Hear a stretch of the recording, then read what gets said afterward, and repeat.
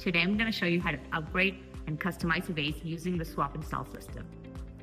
Using the system, your customers can take vases that are customized for special occasions, holidays, or different seasons. The way it works is that your customer will likely select a design from the front-facing catalog. This catalog has each design with name and number. That's key, because once they select one of the designs, you will look in your storage binder. This binder, you have all the different inserts that are in the catalog here, stored in their individual sleeves. They have numbers and names to them so you can match.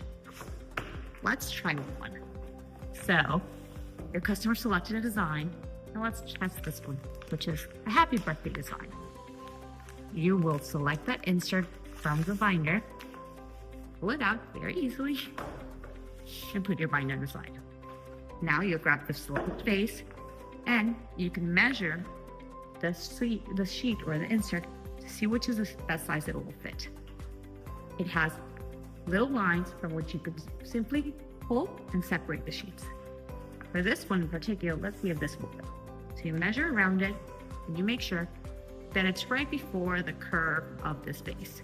In the case of this vase, you also want it right before this curve. Once you found the size, what you want to do is just rip that sheet apart. Comes out pretty easily, right? This extra you can throw away or you can store back in your binder to use with a smaller vase maybe.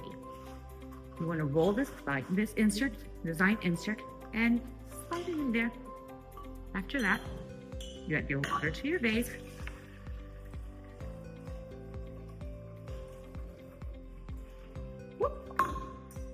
Grab your flowers already cut to the size of the vase. I prepped mine earlier and have a little time. I take that off.